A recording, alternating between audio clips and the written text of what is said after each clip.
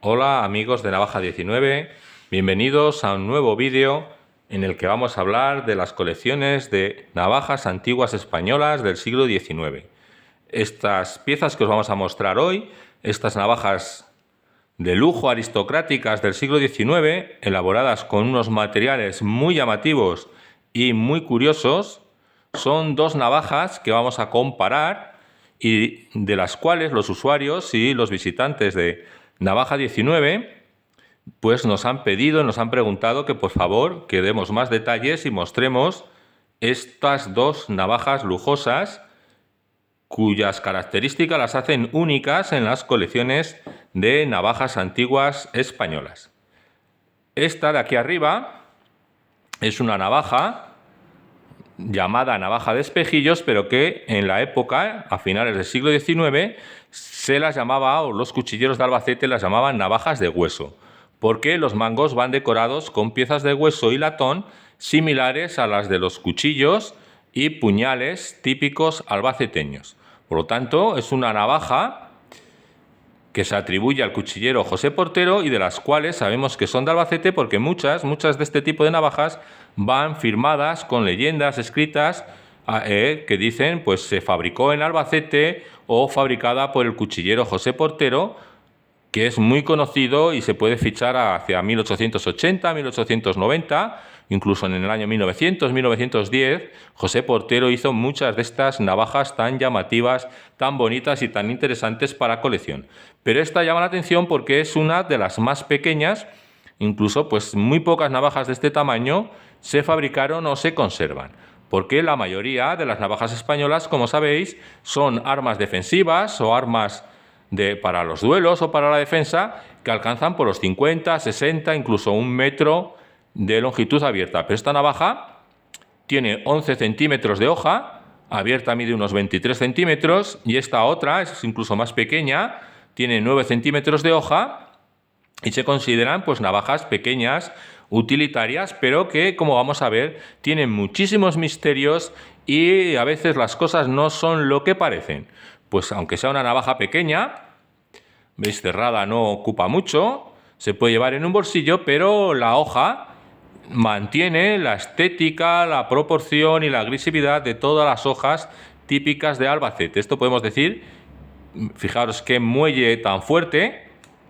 cuando queda abierta queda completamente asegurada, pues porque esta navaja no está usada, está prácticamente nueva, aunque tiene más de 100 años, nunca ha sido usada y mantiene toda la fuerza y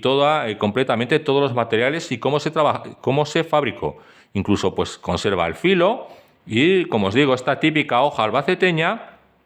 que tiene el recazo recto, luego tiene una gran caída que se va a unir con el filo, con la curvatura del filo, y forma una punta muy agresiva, que es la típica navaja o hoja de navaja albaceteña. Y como veis, esta otra, pues también podemos decir que, aunque no sabemos dónde se fabricó, pues también tiene la hoja albaceteña o de tradición castellana, pues de Toledo, Madrid, pero seguramente de Albacete es donde se fabricaron estas navajas. Bueno, la navaja de espejillos de José Portero pues lleva la decoración con placas de latón y placas de hueso, rebajos de hueso, y en el centro lleva una gran pieza de hueso que incluye los llamados espejillos, que son unos círculos perforados con piezas de cristal de espejo. Y aquí, en la virola, pues también lleva perforaciones y dejan ver unas láminas de metal teñido de rojo por debajo, que también pues son espejillos, pero en este caso de color rojo, que van a juego con la decoración de la hoja, que a los dos lados es la misma decoración, unas cartelas rectangulares teñidas de rojo con los típicos motivos de zarcillos o motivos vegetales en rojo y un ramito hacia la punta por los dos lados, y por este lado lleva la leyenda escrita que se puede leer claramente, pues que dice: viva el amor. Es una leyenda romántica muy sencilla. Viva el amor, pues significa exactamente eso, es un lema amoroso, y por eso a veces estas navajas se las llama navajas de amor o navajas románticas, que seguramente pues fueron objeto de regalo entre parejas, matrimonios, entre un hombre y una mujer. Pues a un caballero se le podía regalar una de estas navajas, que aunque por sus materiales pues no es muy lujosa, porque es hueso, trabajado, latón, cristal, pero sí lleva muchísimas horas de trabajo, lleva una artesanía muy elaborada y solamente un cuchillero experto con alta calidad podía trabajar y dar salida a este tipo de navajas tan bonitas, tan llamativas, tan curiosas para coleccionar en la actualidad. Una navaja de espejillos de José Portero. Los espejillos es muy curioso porque las leyendas urbanas dicen pues que son una manera de pues deslumbrar al enemigo en un duelo, ¿no? Con las ráfagas que pueden producir al sol estos espejos, pues puede deslumbrar o tal. Bueno, pues eso parece poco probable porque no deslumbra demasiado y simplemente son adornos muy llamativos que en nuestra opinión lo que hacen es recordar al brillo de las monedas de plata. ¿Veis? Esta navaja lleva auténticas monedas de plata en su decoración y esta navaja de espejillos de una procedencia y de unas fechas parecidas a finales del siglo XIX, pues lo que hace de una manera mucho más sencilla es trabajar unos cristales de espejo, recortarlos de forma redonda e imitar el brillo de las monedas de plata, con unos materiales más baratos pero que dan un brillo incluso mucho más llamativo porque son auténticos espejos, mientras que estas navajas llamadas aristocráticas o isabelinas llevan monedas de plata de la reina Isabel II. Pues los espejillos consiguen el mismo efecto con el cristal. Y esta otra navaja, pues también es lujosa, es de unos artesanos o de una tradición artesana muy similar a la otra, pero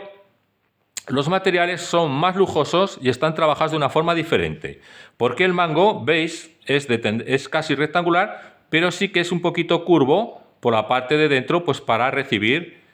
la hoja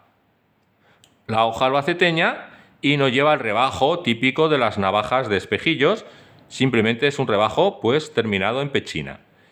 Pero lo que lleva esta navaja como adorno, que lleva el mango es de forros metálicos, pero al exterior van cubiertos con materiales de diferentes aleaciones de monedas de la época. Lleva 3 placas rectangulares con brillos y colores que simulan el oro, pero que aunque no son oro, sí son aleaciones valiosas de cobre, zinc y plata, zinc y níquel, que por sus características pues pueden ser monedas de la época, monedas españolas, monedas inglesas o americanas de la época, que lo que hacían los artesanos, los joyeros, es alisarlas con unos rodillos, las alisaban, las dejaban mucho más finas y alisadas y aplanadas, y con eso ya pues las podían recortar y trabajar para ponerlas en este tipo de mangos. Entonces son monedas de diferentes tonalidades desde el dorado hasta el rosa, que seguramente pues son de aleaciones de esas monedas de cobre, zinc y níquel. Y luego en el centro van recortados ya a modo de espejillos o de espejos, lleva unas monedas de plata, auténticas monedas de plata de ley,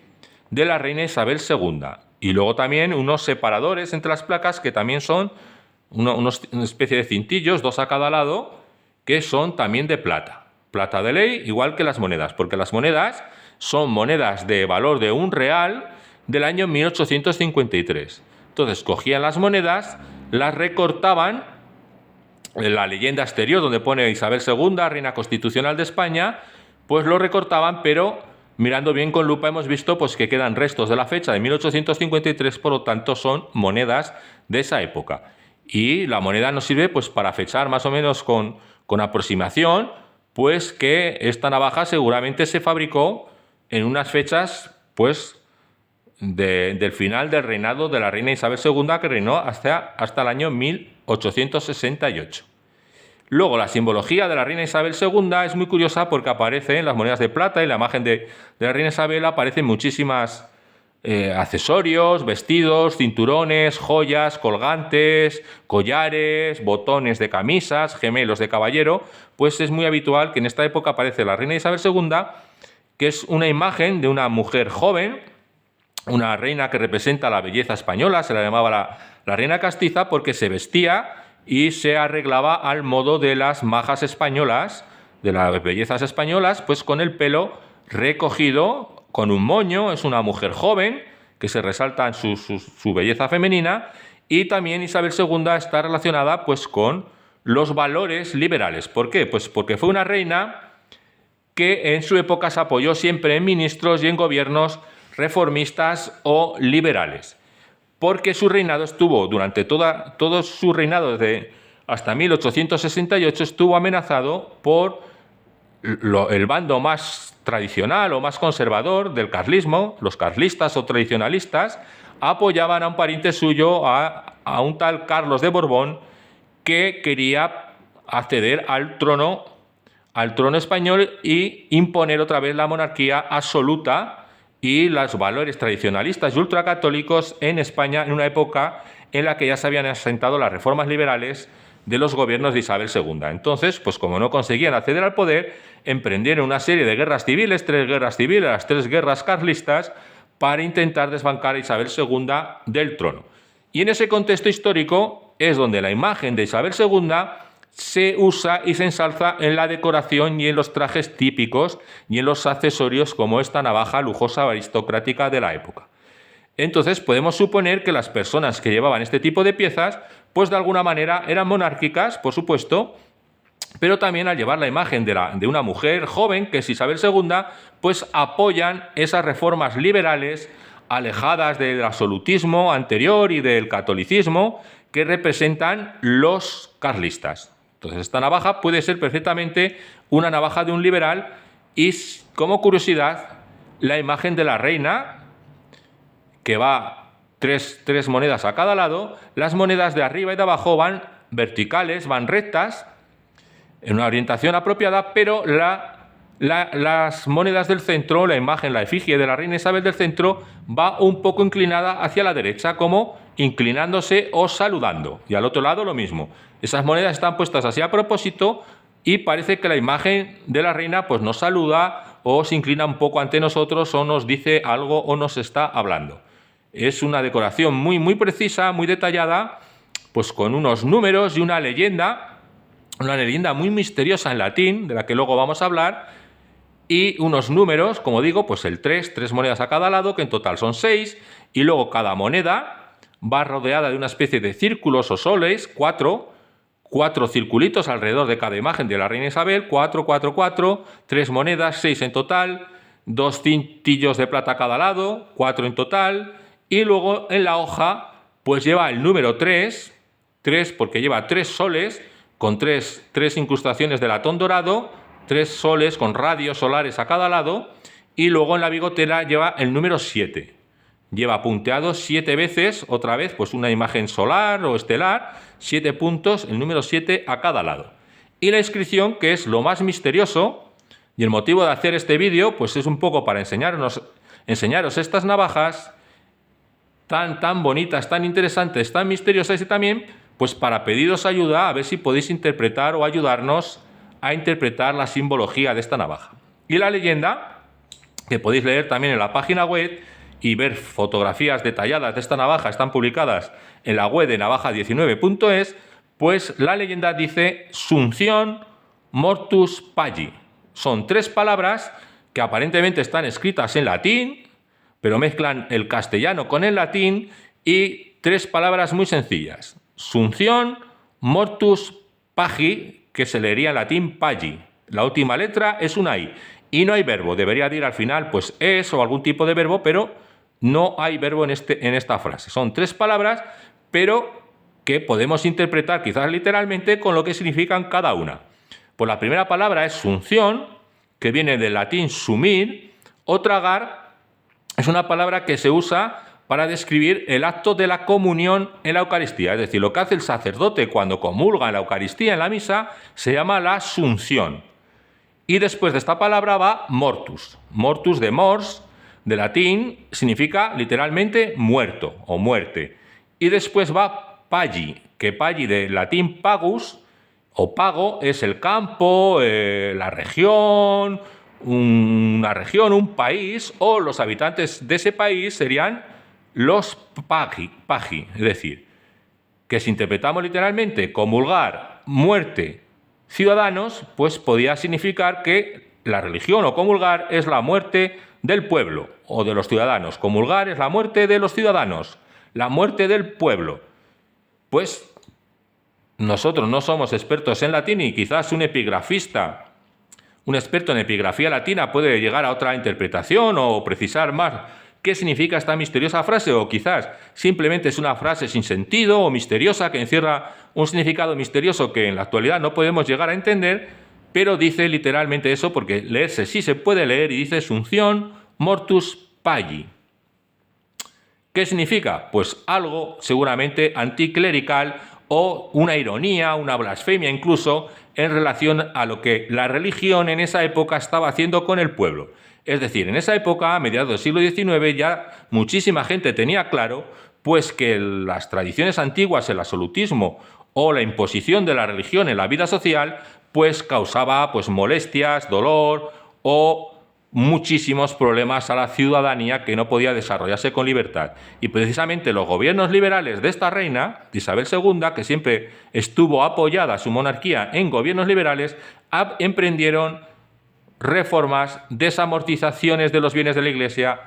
es decir, quitar los bienes, las riquezas a la Iglesia para hacerlos estatales, reformas liberales en las que había más libertad de culto, más libertades sociales, y precisamente quizás esta leyenda es un recuerdo de esas luchas, de esas guerras civiles entre los carlistas que querían derribar o derrocar del trono a Isabel II, los carlistas apoyados en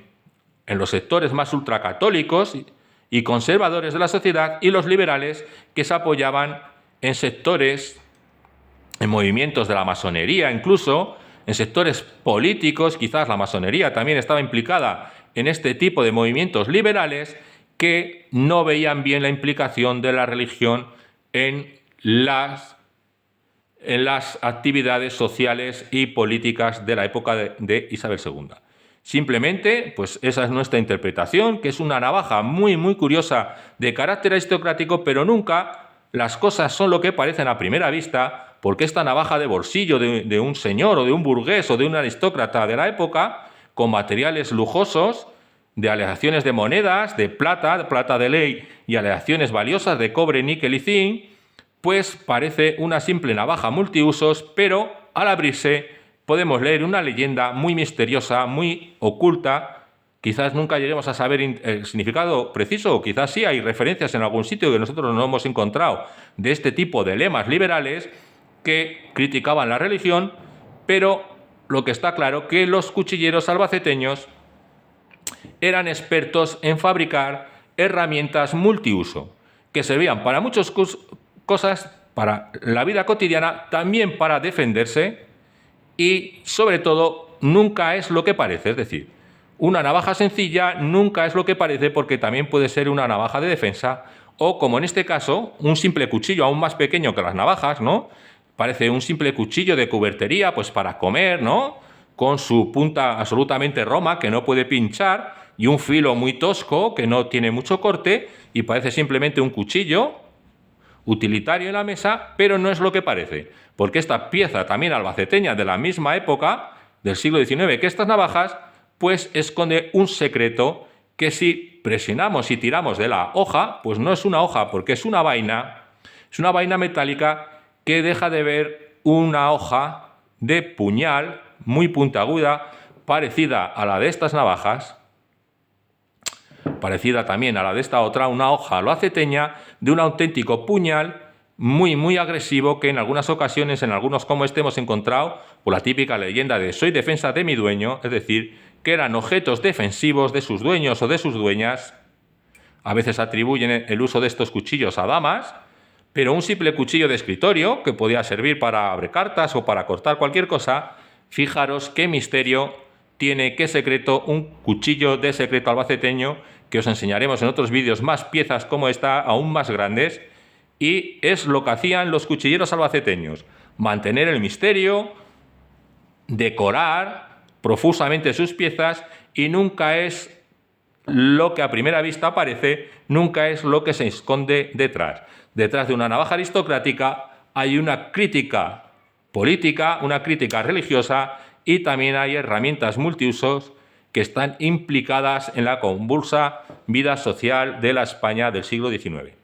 Bueno, simplemente recordaros que si os ha gustado este vídeo, suscribiros suscribiros para recibir más vídeos que vamos a hacer próximamente con piezas albaceteñas y piezas españolas como estas, tan antiguas o más como esta, con curiosidades de la cuchillería española. Y también, si queréis preguntarnos algo o tenéis otra interpretación o una crítica a lo que hemos hablado en este vídeo, pues a través de Navaja19 podéis mandar un mensaje a info@navaja19.es. Nada más, esto es Navaja19 y, como decía la navaja romántica, ¡viva el amor!